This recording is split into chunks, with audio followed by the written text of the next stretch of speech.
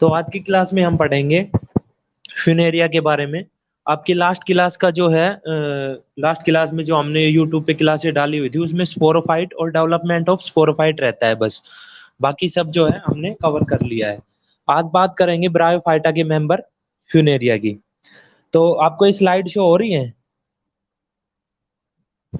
आप अपना mic on कर लीजिए प्लीज। स्क्रीन के बीच में टैप करके और माइक ऑन कर लीजिए अपना। नीचे दो ऑप्शन आएंगे, हाँ जी।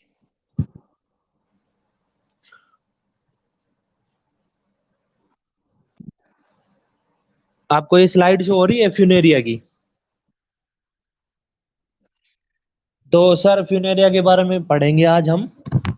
उससे पहले लास्ट क्लास में हमने जो है एक टॉपिक रहता है हमारा छोटा सा स्पोरोफाइट और डेवलपमेंट ऑफ स्पोरोफाइट, उसकी वीडियो जो है आपको यूट्यूब पे मिल जाएगी। और आज बात करते हैं ब्रायोफाइटा के मेंबर फ्यूनेरिया की। तो जो फ्यूनेरिया जो है कुछ ऐसा दिखता है, ये डायग्राम है ना, कुछ ऐसा दिखता है। ऊपर जो है इसका गैमेटोफाइट होता है और उसके ऊपर स्पोरोफाइट बनते हैं। तो इसकी सिस्टमैटिक पोजीशन की अगर हम बात करें तो सिस्टमैटिक पोजीशन होती है फ्यूनेरिया की। डिवीजन जो है इसका ब्रायोफाइटा होता है। क्लास ब्रायोप्सिडा होती है। ऑर्डर जो है इसका फ्यूनेरियल्स और फैमिली फ्यूनेरियसी। ठीक है, ये इसका सिस्टमैटिक पोजीशन है। और अगर इसके किंगडम की बात करें तो किंगडम जो है इसका प्लांटी होता है और स्पीसीज जो होती है इसका जीनस जो होता है वो फ्यूनेरिया होता है। ये आप इसमें मेंशन कर लीजिएगा, किंगडम प्लांटी और जीनस फ्यूनेरिया। उसके बाद में बात करते हैं इसके एक्सटर्नल करेक्टर्स की। तो एक्सटर्नल करेक्टर्स जो है फ्यूनेरिया के, फर्स्ट क्या है हमारे पास, consist of leaf axis attach to substratum. ये जो नीचे दिख रहा है ना एक डायग्राम में, ये जो नीचे एक एक्सिस है, ये सबस्ट्रेटम से अटैच होती है राइजोइड्स की हेल्प से। एक सबस्ट्रेटम से अटैच होती है राइजोइड्स की हेल्प से। ठीक है, और यहाँ पे हम जो है इसको एक्सिस बोल रहे हैं, स्टेम नहीं बोल रहे हैं। ठीक है, यहाँ पे जब भी बोलेंगे इसको एक्सिस से डिनोट किया जाएगा। ठीक है, ये होती तो स्टेम है लेकिन इसको हम एक्सिस बोलते हैं। और उसके बाद में सेकंड क्या है, axis upright 1 to 3 centimetre in height. तो जो इसकी एक्सिस होती है वो 1 से 3 सेंटीमीटर हाइट में होती है। नेक्स्ट है हमारे पास, axis is covered with spirally arrange leaf, the leaf crowd crowd at apex forming a bud like head. तो क्या होता है, जैसे जो पत्ते होते हैं ना वो इक्वली अरेंज होते हैं, इसमें जो है इक्वली अरेंज नहीं होते। जैसे आम का पेड़ होता है ना, तो आम के पेड़ में जो है पत्ते जो है इक्वली अरेंज होते हैं। और इसमें कैसे अरेंज है, इसमें स्पाइरली अरेंज है। और ये जो डायग्राम है ऊपर वाला, इसमें स्पाइरली अरेंज होते हैं पत्ते, इक्वली अरेंज नहीं होते। और जो आम का पेड़ होता है उसमें कैसे अरेंज होते हैं, इक्वली अरेंज होते हैं। तो इसके जो एपिकल पे है ना, एक एपिकल पे पत्तों का एक गुच्छा बन जाता है। ये जो लाइन पढ़ी है मैंने ती थर्ड वाली, axis is covered with spirally arrange leaf. जो इसका एक्सिस होता है ना, जो इसकी एपिकल, वो क्या होता है, पत्तों का एक गुच्छा बन जाता है वहां पे इसके एपिकल पे। ठीक है, बस यही है। और जो इसके जो लीफ होते हैं ना वो स्पाइरली अरेंज होते हैं, इक्वली अरेंज नहीं होते। नेक्स्ट है हमारे पास, at the base of gametophyte there is rhizoids. ये तो सबको पता है, कॉमन सी बात है कि भाई जो इसके गैमेटोफाइट है उसके नीचे राइजोइड्स प्रेजेंट होते हैं, जिस सबस्ट्रेटम से ये अटैच होता है तो इसके नीचे राइजोइड्स प्रेजेंट होते हैं। ठीक है, और जो ये इसके लीफ होती है ना, एक डायग्राम बना रखा है मैंने यहाँ पे, ये लीफ जो है इसके अंदर मिड रिप्रेजेंट होती है। और ये किसका बना होता है, ये जो सेल होती है ऐसे, ये पैरेनकाइमेटस सेल होती है, पैरेनकाइमेटस सेल का बना होता है ये।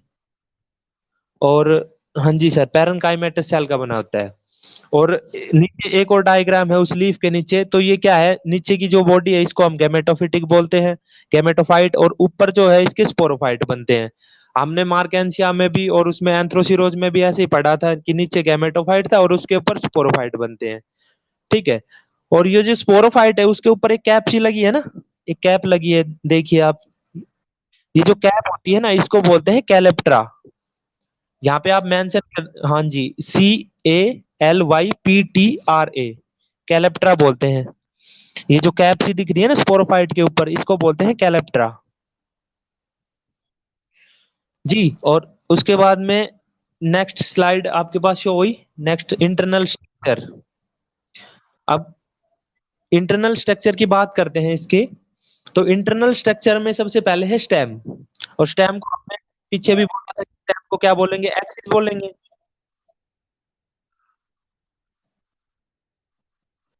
स्टेम को एक्स बोलेंगे तो इसकी जो स्टेम होती है वो क्या होती है, उसकी जो ये जो डायग्राम बना रखा है ना यहाँ पे, ये स्टेम का एक ये कट किया हुआ है, ठीक है।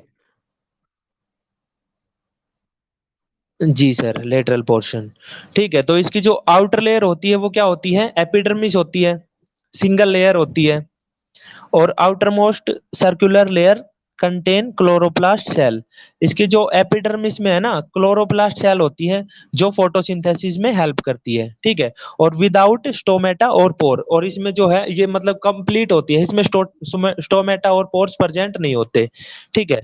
उसके बाद में सेकंड क्या है हमारे पास, कोर्टेक्स। कोर्टेक्स में क्या लिखा है, पैरेनकाइमेटस थिन वॉल। मतलब जो कोर्टेक्स होती है वो पैरेनकाइमेटस सेल की बनी होती है, और जो होती है थिन होती है।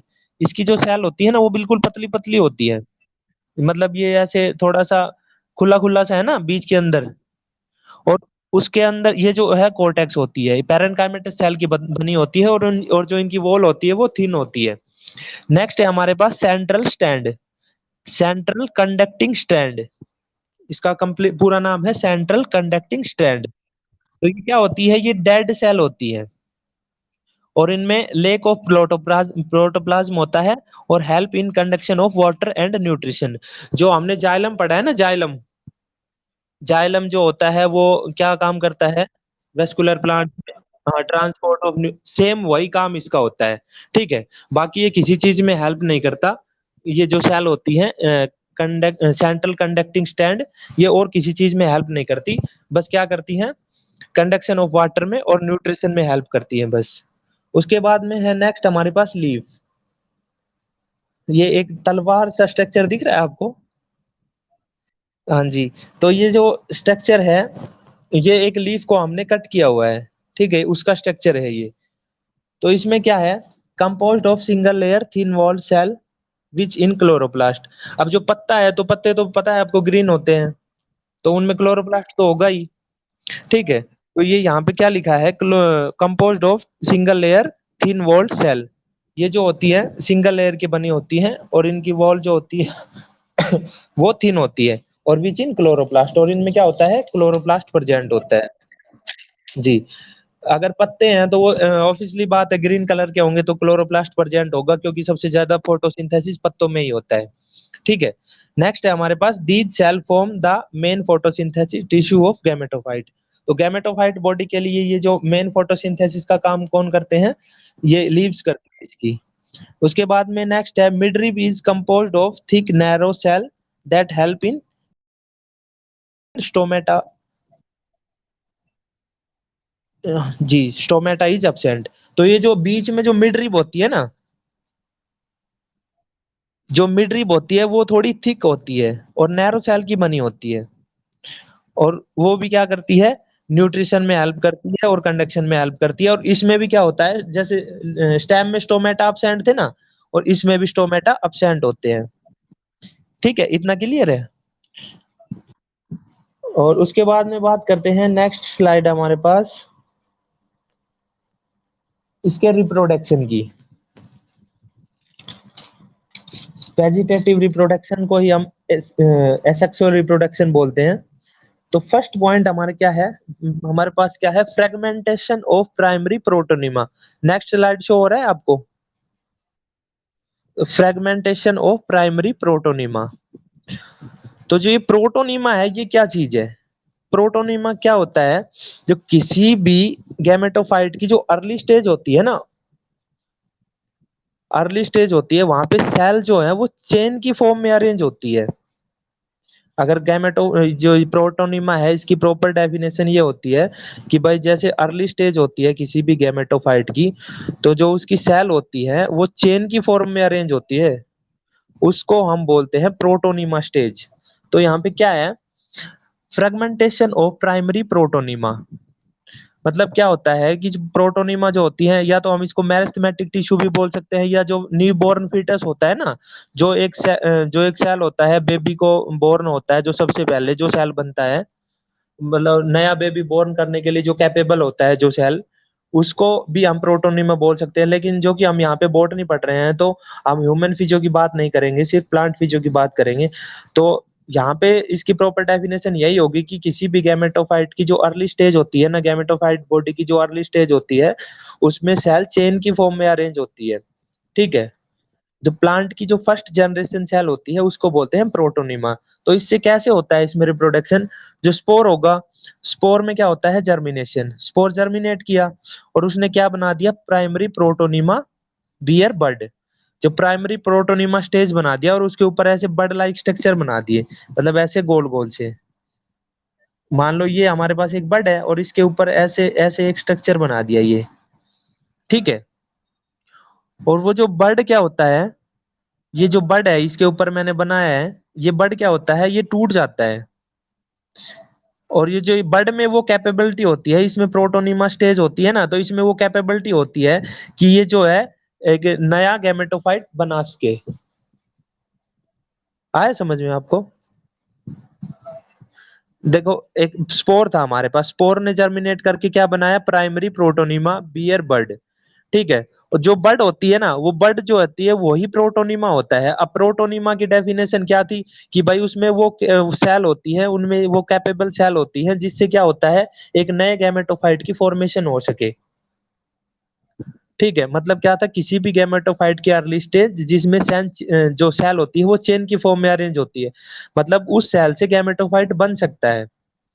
तो वो जो बड होती है ना, प्राइमरी प्रोटोनिमा बियर बड, वो बड होती है, वो टूट जाती है, ब्रेक इनटू स्मॉल फ्रेगमेंट, और उससे जो होता है गैमेटोफाइट की जो है मैच्योर गैमेटोफाइट बन जाता है। ठीक है। नेक्स्ट है हमारे पास सेकेंडरी प्रोटोनिमा। सेकेंडरी प्रोटोनिमा भी ऐसा ही है, सेम, थोड़ा सा अलग है बस इसका। सेकेंडरी प्रोटोनिमा में क्या होता है? जैसे यहाँ पे लिख रखा है ना, इंजर्ड राइजोइड स्टेम या लीव्स। ठीक है।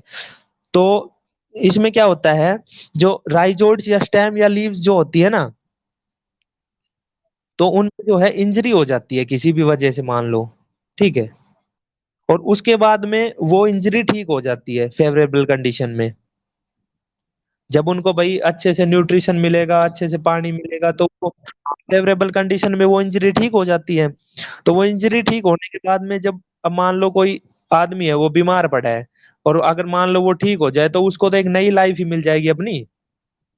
वैसे कंडीशन इसमें है। जो इराइजोइड सिस्टम या फिर लीव्स होते हैं वो इंजर्ड कंडीशन में होते हैं, और उनको जैसे ही फेवरेबल कंडीशन मिलती है, वो जैसे प्राइमरी सक्सेशन और सेकेंडरी सक्सेशन, सुना है आपने? हाँ जी, हाँ। हाँ जी, हाँ जी, कुछ ऐसा ही होता है इसमें भी। प्राइमरी सक्सेशन से सेकेंडरी सक्सेशन होता है ना, तो ऐसे ही होता है। जो पहले क्या था, राइजोइड स्टेम और लीव्स थी, वो हमारे पास इंजर्ड कंडीशन में थी। Injured condition. हाँ जी। जो इंजर्ड कंडीशन में थे हमारे पास, उसके बाद में क्या हुआ, जैसे इनको फेवरेबल कंडीशन मिलती है, फेवरेबल कंडीशन मिलने के बाद में क्या होता है? Secondary protonema conducting strand. ठीक है। तो वो उनकी एक नई लाइफ मिल जाती है उनको, और वहां से फिर क्या होता है? वहां से भी नया गैमेटोफाइट बनता है। ठीक। मतलब ऐसा है कि जो इंजर्ड थे, उस, इंटरनेट कनेक्शन बहुत प्रॉब्लम है। आवाज क्लियर आ रही है ना आपको मेरी? हाँ, तो इसमें ऐसा ही है कि जो इंजर्ड थे, राइजोड स्टेम या फिर लीव्स, और उनको जैसे ही फेवरेबल कंडीशन मिली, वो नया खुद, मतलब खुद से उनके नई सेल बनी, और नई सेल बनने के बाद में उनमें क्या हुआ? Secondary protonema. और वहां से उसका क्या हो गया? एक गैमेटोफाइट का डेवलपमेंट होता है। ठीक है। इसमें भी एक बड होती है और उससे नया गैमेटोफाइट बनता है। जो पहले पढ़ा था ना हमने, फ्रेगमेंटेशन ऑफ प्राइमरी प्रोटोनिमा, उसमें भी बड थी और वो टूट के गिर गई थी, और उससे एक इरेक्ट गैमेटोफाइट बना था। इसमें भी कुछ ऐसा ही होता है, लेकिन इसमें सेकेंडरी प्रोटोनिमा हम इसको इसलिए बोलते हैं क्योंकि इसमें जो है इंजर्ड राइजोइड स्टेम और लीफ होते हैं, उनको ठीक हो जाते हैं। नेक्स्ट। हेलो। नेक्स्ट है हमारे पास gemmae. I am audible?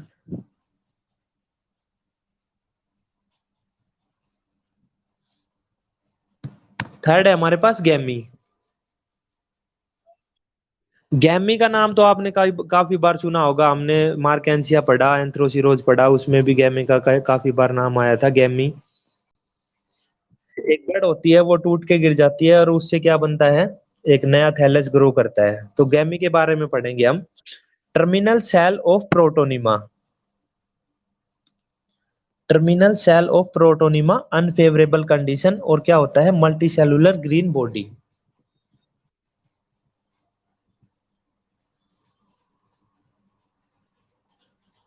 Sir थोड़ा सा नेटवर्क इशू है, इसलिए मेरी आवाज कट रही होगी शायद। हाँ, तो गैमी के बारे में तो पता है कि गैमी हमने मार्केंसिया में भी पढ़ा था और एंथ्रोसिरोज में भी पढ़ा था। यहाँ पे क्या होता है, टर्मिनल सेल ऑफ प्रोटोनिमा। मेरी आवाज आ रही है आपको? हाँ, थोड़ा है ना, नेटवर्क का इशू है, इसलिए थोड़ी दिक्कत हो रही है। अभी आपको क्लियर आएगी।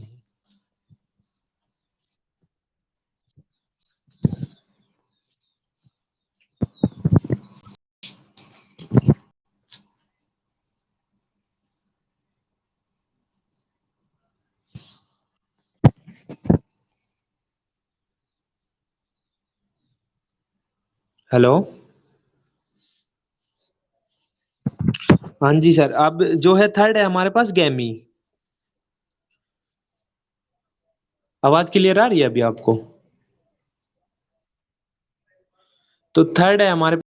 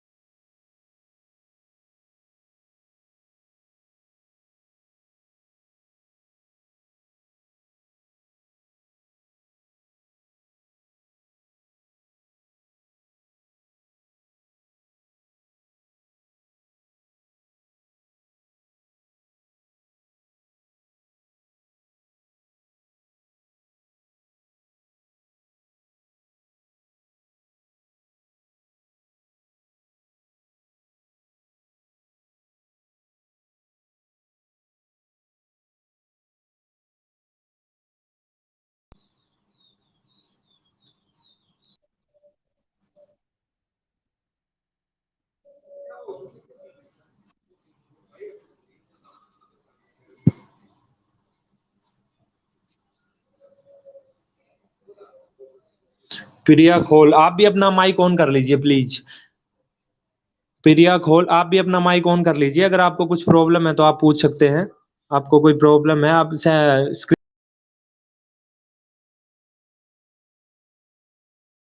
माइक का और एक।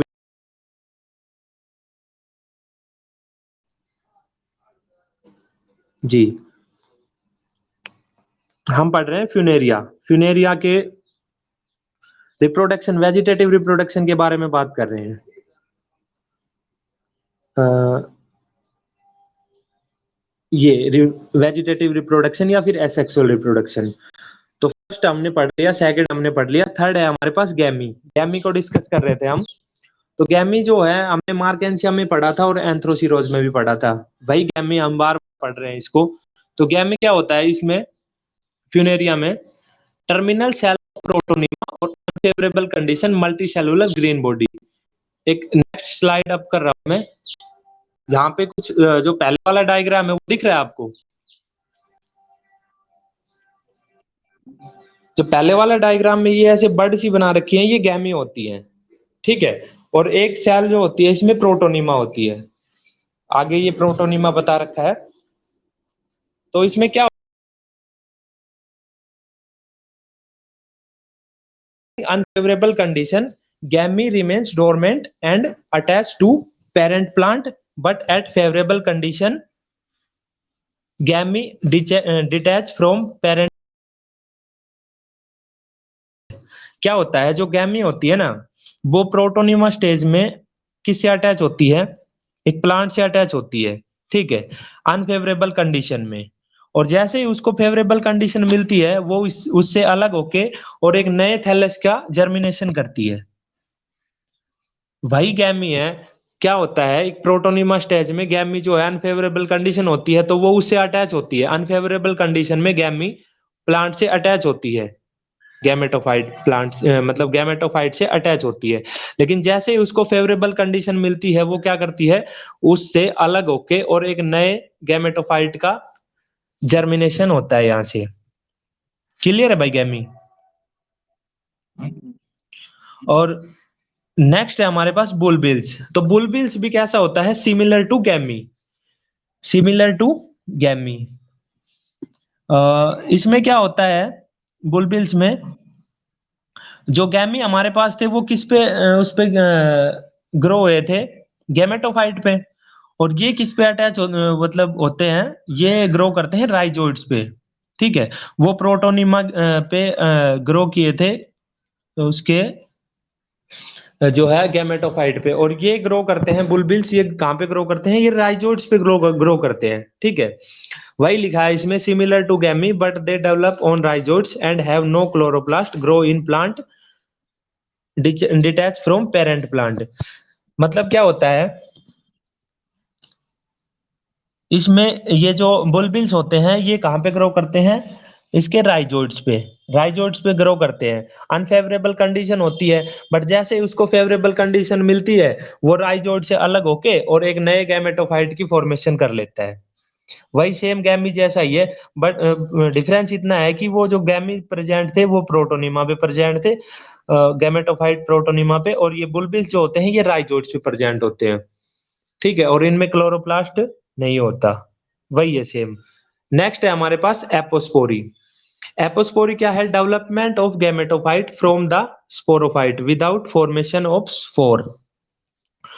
तो जो गैमेटोफाइट है वो किससे बनता है, स्पोर से बनता है, सबको पता है। और जो स्पोरोफाइट है वो किससे बनता है, जाइगोट से बनता है।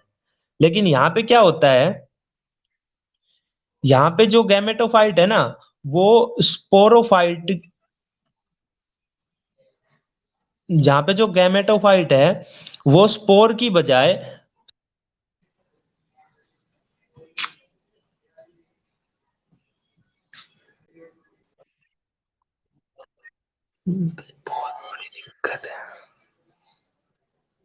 कहां तक सुना भैया आपको?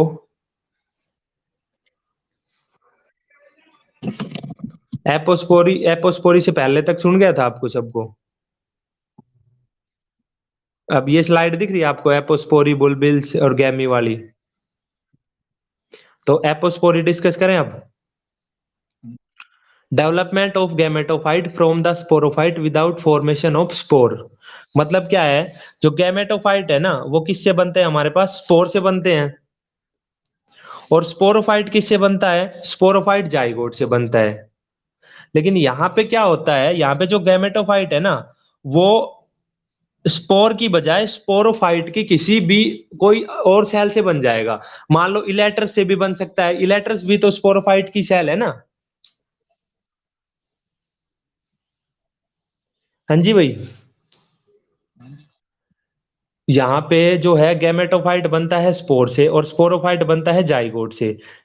ये तो नॉर्मल कंडीशन में होता है कि गैमेटोफाइट बनता है स्पोर से और जो स्पोरोफाइट बनता है वो जाइगोट से। लेकिन एपोस्पोरी इस कंडीशन में क्या होता है, इसमें ये होता है कि जो गैमेटोफाइट है ना वो क्या नाम है, स्पोर की बजाय किससे बनता है, स्पोरोफाइट के किसी भी सेल से बन जाता है। मतलब मान लो जैसे स्पोरोफाइट की एक सेल, इलेट्रस भी तो स्पोरोफाइट की सेल होती है, इलेट्रस हमने पीछे भी पढ़ा था, उससे भी बन सकता है इसमें। जो ये गैमेटोफाइट है इलेट्रस से भी बन सकता है। तो वही है इसमें कि ये जो है स्पोर की बजाय और स्पोरोफाइट की किसी भी सेल से बन सकता है गैमेटोफाइट। वही लिखा है इसमें कि an sterile cell of sporophyte, और उसमें क्या होता है, उससे क्या बनता है, गैमेटोफाइट डिप्लॉइड। ठीक है, मतलब कोई भी सेल होती है स्टेराइल सेल से, मतलब यहाँ पे क्या है कि वो रिप्रोडक्शन में हेल्प ना करे। स्टेराइल स्टेराइल सेल जो होती है वो रिप्रोडक्शन में हेल्प नहीं करती। ठीक है, तो कोई भी एक स्टेराइल सेल होती है ना स्पोरोफाइट की, उससे क्या होता है, गैमेटोफाइट। और जो गैमेटोफाइट बनेगा वो कैसा बनेगा, इसमें डिप्लॉइड बनेगा, मतलब उसकी जो प्लॉइडी होगी वो 2n होगी, उसकी प्लॉइडी 2n होगी। और उसके जो गैमेट होंगे ना, जो गैमेट होंगे वो भी क्या होंगे, वो डिप्लॉयड होंगे, वो भी 2n होंगे। तो ये नीचे यही लिखा है कि the gamete from this is also diploid and fusion of this gamete result into 4n। मतलब यहाँ पे टेट्राप्लॉइड ही बन जाएंगी। मतलब एक 2n गैमेट और एक 2n गैमेट, 4n टेट्राप्लॉइड बना लेता है यहाँ पे। तो ये जो टेट्राप्लॉइड, अब जाइगोट कैसा बना हमारे पास, 4n बना। भाई दो गैमेट थे, एक 2n और एक 2n। अब वो फ्यूज किए तो हमारे पास क्या बना, 4n जाइगोट बना। और 4n से हमारे पास सुपरोफाइट जो बनेगा वो भी 4n बनेगा, उसकी प्लोइडी भी टेट्राप्लोइडी होगी। तो ये क्या होता है, स्टेराइल होता है। स्टेराइल मतलब ये कोई काम का नहीं होता, किसी चीज में कुछ काम नहीं आता इसका। हाँ जी। तो ये यहाँ पे इसका एसेक्सुअल रिप्रोडक्शन कंप्लीट होता है। अगर आपको इसने पीछे जो है, ये मैं आपको पीडीएफ सेंड कर दूंगा पर्सनली, ठीक है, फुनेरिया की। हाँ अगर यहाँ, नहीं मैं आपको पीडीएफ सेंड कर दूंगा, कोई दिक्कत नहीं है। हाँ अगर यहाँ तक कोई दिक्कत है आपको तो बताइए। अच्छा, उसके बाद में नेक्स्ट है हमारे पास सेक्सुअल रिप्रोडक्शन। इसमें है ना कुछ जो गलतियां है ना, वो मैं आपको बता रहा हूँ। जैसे फर्स्ट था हमारे पास, उसमें क्या था, जो वो ऊपर वाली सेल थी ना फर्स्ट स्लाइड में, फर्स्ट स्लाइड में जो स्पोरोफाइट के ऊपर वाली सेल थी, उसका मैंने नाम बताया था आपको। तो वो आप ठीक कर लेना। जैसे मैं पीडीएफ तो यही रहेगी मेरे पास। उसको कैलेप्ट्रा सेल नाम दिया था ना हमने, कैलेप्ट्रा नाम की एक कैप कैप पाई जाती है। तो वो आप ठीक कर लेना प्लीज, क्योंकि मैं पीडीएफ यही सेंड सेंड करूंगा, लेकिन मैं आपको बता रहा हूँ ना, तो आप इस पीडीएफ में पेन से जो है इसको ठीक कर लेना। और नेक्स्ट है हमारे पास इसका सेक्सुअल रिप्रोडक्शन। बात करते हैं सेक्सुअल रिप्रोडक्शन की। अच्छा, आपकी क्लास में कितने स्टूडेंट है भाई? आप आपको, अच्छा डिस्टेंस से हो आप? अच्छा, आते नहीं आप कॉलेज में?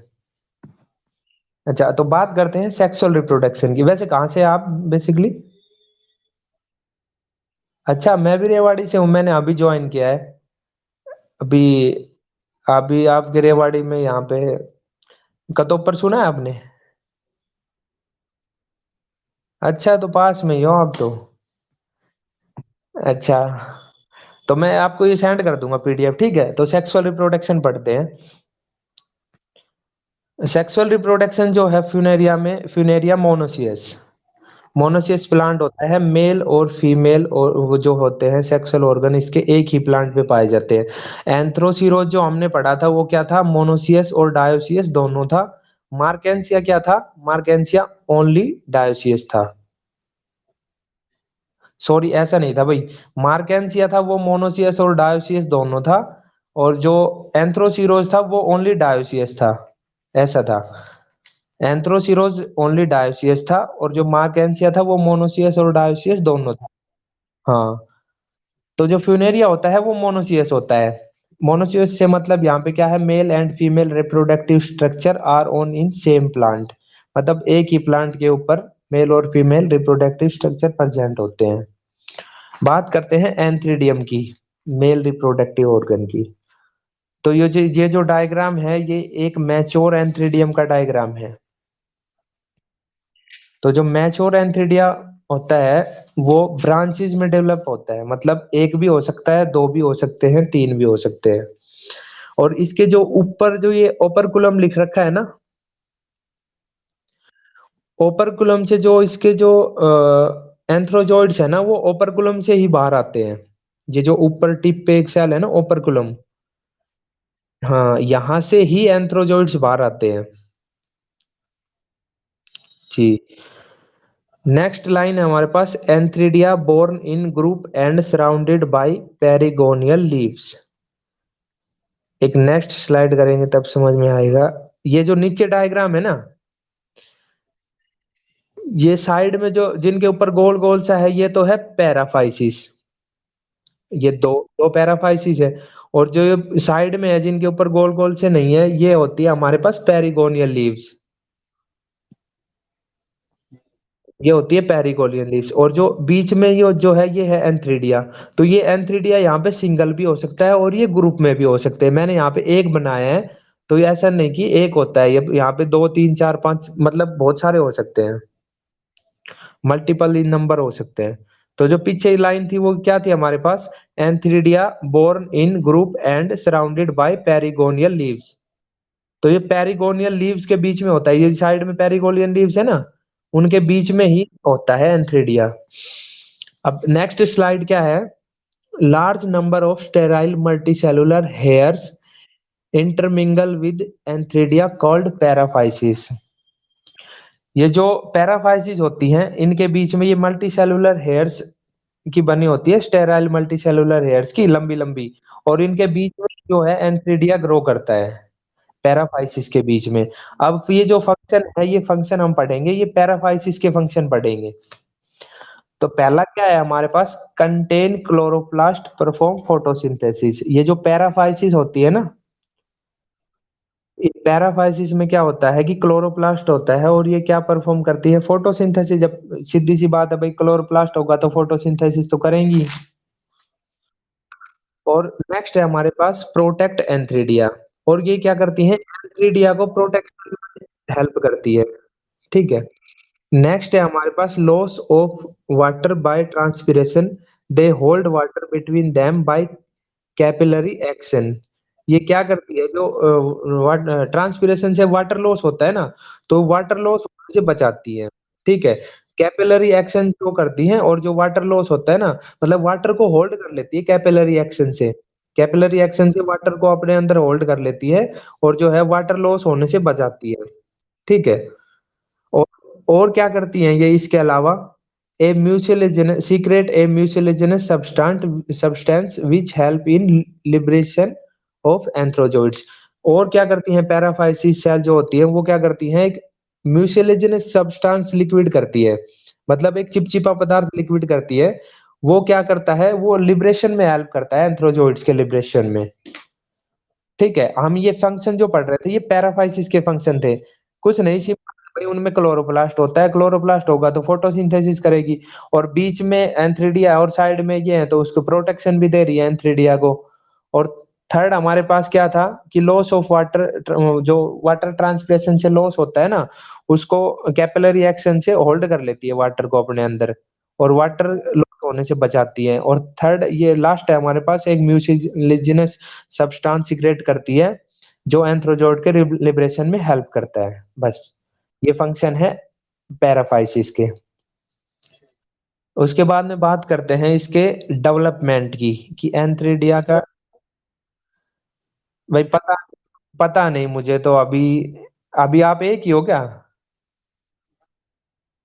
भाई पता नहीं, अब छह सात बच्चे थे, अब मैंने तो बोला भी था उनको, ये दो तीन बार ग्रुप में मैसेज भी डाला कि प्लीज प्लीज ज्वाइन करे क्लास, ज्वाइन करे क्लास। अब पता नहीं कैसे एग्जाम का कुछ नहीं पता। मैंने अभी ज्वाइन किया है, बता रहा भाई मैं आपको, मैंने अभी ज्वाइन किया है। मेरे जैसे लॉकडाउन लगा था ना, ये 4 5 दिन पहले ही ज्वाइन किया था। वो एक मैडम थी वहाँ की कनीना की, वो उन्होंने लीव कर दिया था, तो फिर मैं, हाँ अनुज मैडम। अनुज से पढ़े हो आप? ठीक पढ़ाती थी अनुज मैम। नहीं फिर भी अगर ऑनलाइन कभी अच्छा। नहीं वैसे आप तो पर्सनली अगर कॉल कर सकते हो मेरे को, किसी भी अगर कभी भी दिक्कत हो ना तो। अच्छा अच्छा, नीट की प्रिपरेशन कर रहे हैं तो मैं जो है, कहाँ से मतलब कोचिंग सेंटर से या फिर खुद से ही अन अकेडमी से, कहाँ से? अच्छा सेल्फ से कर रहे हो। चलो भाई ठीक है, गुड लक, बढ़िया हो जाए तो, हमारा तो हुआ नहीं उस टाइम। तो डेवलपमेंट ऑफ एंथ्रीडियम पढ़े अब। वैसे जो अगर आपने आप बीएससी ढंग से पढ़ रहे हो ना, तो नीट आराम से निकल जाएगा, क्योंकि जो जितने भी कंपटीशन एग्जाम होते हैं ना वो एक स्टेप ऊपर होते हैं। मान लो 12th का है तो उसमें बीएससी का अगर आपने अच्छे से पढ़ा है तो आराम से निकल जाएगा, क्योंकि प्लांट भी जो पूरी है इसमें। हाँ तो अच्छे से तैयारी करो, हो जाएगा, ऐसी कोई बात नहीं है। अभी मैंने तो प्रिंसिपल के पास भी फोन किया था, प्रिंसिपल सर के पास भी, मगर सर बच्चे नहीं आएंगे तो फिर ऐसे कैसे काम चलेगा, खुद टीचर डिमोरलाइज होता है। भाई कोई भी है, मान लो अब अपना टाइम खराब कर रहा है तो दिक्कत तो है। मैंने उनके पेरेंट्स के पास भी कॉल किया, सैटरडे को भी किया, आज भी किया, क्लास स्टार्ट होने से पहले भी। मगर सर प्लीज ज्वाइन कराइए बच्चों को, एटलीस्ट मतलब वो सुन ले बहुत है उनके लिए। क्योंकि इससे हमें डिमोरलाइजेशन ना होना कि भाई क्लास में एक स्टूडेंट है या एक भी नहीं है और हम पढ़ा रहे हैं, तो हम तो फिर पागल हुए कि ये मतलब ऐसे ही बोले जा रहे हैं। चलो स्टार्ट करते हैं, डेवलपमेंट ऑफ एंथ्रेडियम जो है वो देखा जाएगा अब। एक जो मैच्योर एंथ्रेडिया हमने पढ़ लिया, उसमें क्या क्या होते हैं क्या नहीं होते। अब बात करते हैं इसका डेवलपमेंट कैसे होता है एंथ्रेडिया का। तो एंथ्रेडिया का डेवलपमेंट जो एक ये सिंगल सेल है, इसको बोलते हैं हम प्राइमरी पेराइटल सेल। हाँ जी। और इसमें डिवीजन होता है ट्रांसवर्सली। ट्रांसवर्स डिवीजन होने के बाद में ये टू सेल बनती है, एक आउटर सेल और इनर सेल। आउटर सेल को हम आउटर सेल बोलते हैं, और जो इनर सेल होती है वो बेसल फ्रॉम स्टाक। मतलब ये जो नीचे वाली सेल है ये क्या बनाती है, एक मैच्योर एंथ्रेडियम की स्टाक बनाती है। नीचे जो स्टॉक होती है ना जिससे वो अटैच होता है सब से, उस स्टॉक की फॉर्मेशन करती है। तो हम नीचे वाली का तो हमें पता लग गया इसका फंक्शन क्या है भाई, ये आगे जाके और स्टॉक बनाएगी। तो नीचे वाली की छोड़ के हम जो आउटर सेल है ना उसको डिस्कस करते हैं। तो जो आउटर सेल होती है उसमें क्या होता है कि मोर ट्रांसवर्स डिवीजन, इसमें और ट्रांसफर डिवीजन होते हैं। और ये क्या बनाती है, 2 से 4 सेल की एक लीनियर अरेंजमेंट बनाती है, 2 से 4 सेल की एक लीनियर अरेंजमेंट बनाती है। ठीक है। अब इसके बाद में क्या होता है, ये जो 2 4 सेल थी, 2 हो सकती है, 4 हो सकती है, 3 हो सकती है, मतलब इतनी होती है। एक लीनियर अरेंजमेंट बन गई ट्रांसफर डिवीजन के बाद। उसके बाद में इसमें क्या होता है कि 2 वर्टिकल डिवीजन होते हैं। 2 वर्टिकल डिवीजन होने के बाद में इसमें क्या होता है कि एक एपिकल सेल बनती है और 2 सेल साइड में बनती है। ऊपर ये जो एक गोला सा दिख रहा है ना आपको, ये वाला, सिर्फ इसको देखना है इसको। इसमें एक तो ऊपर सेल हो गई, और दो साइड में जो आंख सी है ना, तो ये 3 सेल बन गई। तो फर्स्ट वाली सेल को हम बोलते हैं एपिकल सेल, और साइड वाली जो दो होती है ना, ये क्या, इनमें क्या होता है कि जो apical cell cut off cell in two row. ये जो एपिकल सेल होती है ना, ये क्या करती है, एपिकल सेल ये जो नीचे वाली सारी सेल है ना, इनको 2 रो में कट करती हुई चली जाती है नीचे तक। एपिकल सेल जो हमारे पास ऊपर होती है वो ऐसे की ऐसे रहती है। तो ये जो 2 या 4 सेल बनी थी हमारे पास ट्रांसफर डिवीजन के बाद में, उसके बाद में ये सेल क्या होती है, यहाँ पे यही लिख रखा है कि मतलब अपर 3 4 सेल डिवाइड। ये जो 3 4 सेल होती है ना, ये डिवाइड हो जाती हैं। और डिवाइड होने के बाद में ये कैसे, इसमें क्या होता है, एक डायगोनल वर्टिकल डिवीजन। अरे यार,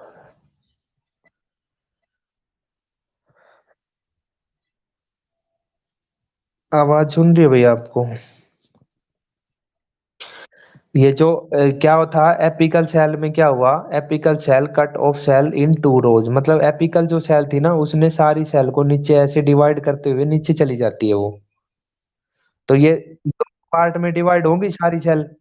जो ये हमारे पास टू टू और लीनियर सेल बनी थी ये सारी, और ये 2 पार्ट में डिवाइड हो गई। तो उसके बाद में इसमें क्या होता है, डायगोनल वर्टिकल डिवीजन।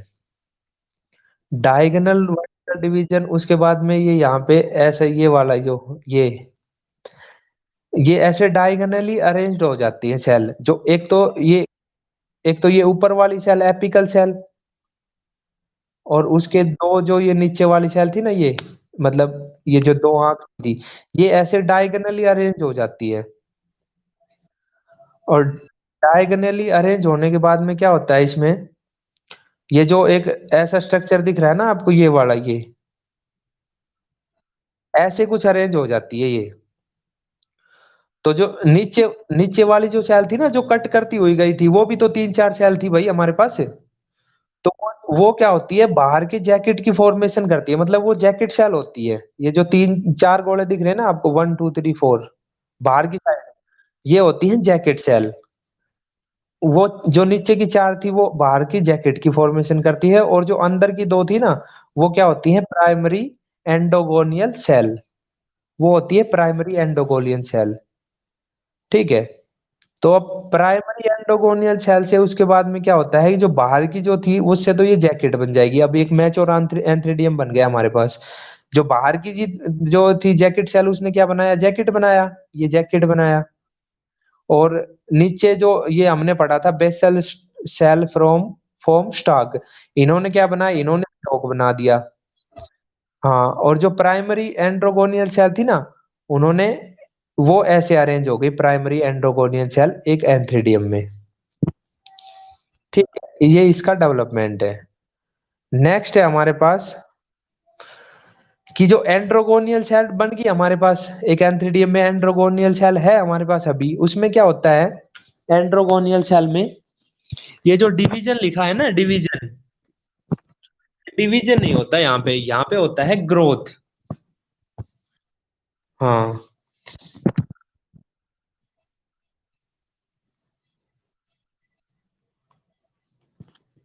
यहाँ पे होता है ग्रोथ। ये डिवीजन नहीं होता यहाँ पे, इसकी जो है एंड्रोगोनियल सेल की ग्रोथ होती है, और उससे क्या बनता है, एंड्रोसाइट मदर सेल। एंड्रोगोनियल सेल जब ग्रोथ करता है, वहां से क्या बनता है, एंड्रोसाइट मदर सेल।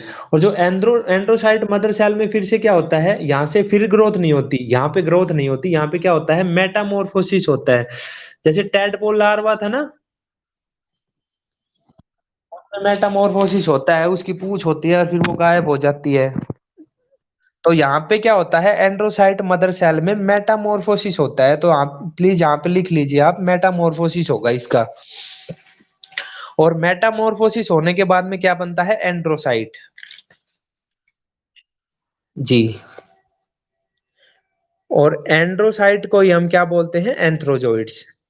ये जो डायग्राम है ना यहाँ पे साइड में, ये वाला बाइफ्लैजिलेटेड एंथ्रोजोइड्स, एंड्रोसाइट को ही हम ये एंथ्रोजोइड्स ही बोलते हैं। तो इस चीज का ध्यान रखना कि एंड्रोगोनियल जो सेल थी उसमें क्या होगा, ग्रोथ होगा, और एंड्रोसाइट मदर सेल में क्या होगा, मेटामॉर्फोसिस। उसके बाद में बात करते हैं डाइसेंस ऑफ एंथ्रीडियम। एंथ्रीडियम का डाइसेंस कैसे होता है, तो क्या है इसमें, antheridium comes in contact with water. Antheridium जो है वो वाटर के कांटेक्ट में आता है, और उसकी जो अपर कुलम जो बताई थी हमने पीछे, अ, इसमें भी है जो डेवलपमेंट पढ़ा था, इसमें भी वो अपर कुलम लिख रखा है ना यहाँ पे। ये अपर कुलम क्या करती है, ये अपर कुलम वाटर को अब्जॉर्ब कर लेती है, और वाटर को एब्जॉर्ब करने के बाद में फूल जाती है, स्वेल अप। और स्वेल जैसे भाई फूलेगी तो वो क्या हो जाती है, बस्ट हो जाती है। और बस्ट होने के बाद में वहां से क्या निकलता है, एंड्रोसाइट रिलीज। एंड्रोसाइट रिलीज हो गए। अब जो एंड्रोसाइट होते हैं वो क्या होते हैं, जो एंथ्रोजोइड्स होते हैं ना, उनके ऊपर एक वॉल होती है। एंथ्रोजोइड्स के ऊपर एक वॉल होती है, और वो वॉल जो होती है, member of androzoid dissolve and antherozoid release, मतलब ये एंड्रोसाइट यहाँ पे रिलीज हो गए, तो इन एंड्रोसाइट के ऊपर एक वॉल होती है।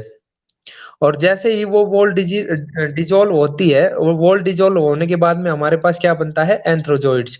ऊपर भी हमने पढ़ा ना एंड्रोसाइट, तो जो ये एंड्रोसाइट था ना, एंड्रोसाइट, उसके बाद में फिर मैंने लिखा है बाइफ्लैजिलेटेड एंथ्रोजोइड्स। तो ये एंड्रोसाइट का मतलब यहाँ पे क्या है कि इसके ऊपर एक मेम्ब्रेन होती है, एंड्रोसाइट स्टेज होती है तो उस पे एक मेम्ब्रेन होती है, और जब एंथ्रोजोइड बनता है तो वो मेम्ब्रेन हट जाती है, नीचे वहीं पे लिखा है। हाँ, जो एंड्रोसाइट जो होती है वो डिजोल्व हो जाती है, होता ये भी एंथ्रोजोइड्स ही है। अगर मान लो किसी के ऊपर एक लेयर है, अगर उसके अंदर है एंथ्रोजोइड्स, तो वो भी तो एंथ्रोजोइड ही हुआ ना, वो पूरा एंथ्रोजोइड ही हुआ। लेकिन उस लेयर जो होती है वो होती है एंड्रोसाइट। फिर वो जो एंड्रोसाइट लेयर जो है डिसॉल्व हो जाती है और एक एंथ्रोजोइड हमारे पास रिलीज हो जाता है। ठीक है, नेक्स्ट और आगे पढ़ना है भाई। आर्चिगोनियम भी है इसका, फीमेल रिप्रोडक्टिव ऑर्गन। 10:50 हो गए। वैसे क्लास तो 1 घंटे की थी। अब ये आर्चिगोनिया जो है, ये मैं आपके पास सेंड कर देता हूँ। एक तो इसका ये मैच्योर स्ट्रक्चर है भाई, कैसा दिखता है, और उसके बाद में इसका डेवलपमेंट है। बस इतना बचा है।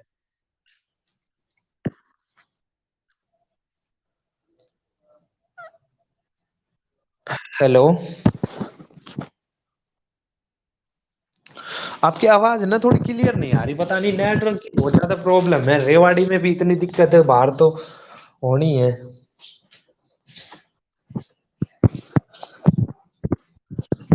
अगर मतलब यहाँ तक आपको एंथ्रीडियम तक अगर कोई दिक्कत है तो आप मुझे बताओ। एंथ्रीडियम तक।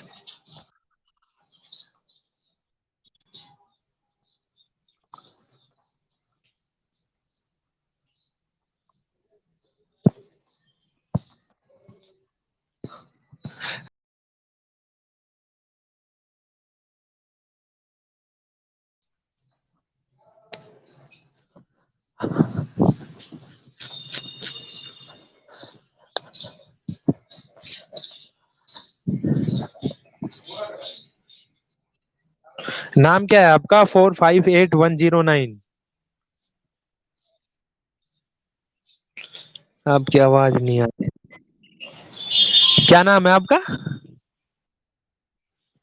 अच्छा अच्छा, जमीर आपका नाम है। मैंने कॉल किया था आप। ठीक है।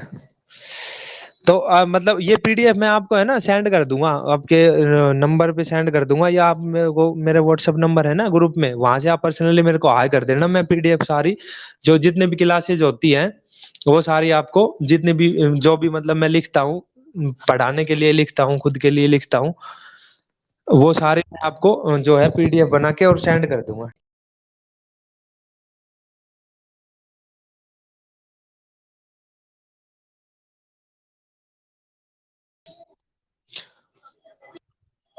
हाँ ठीक है, ठीक है अब।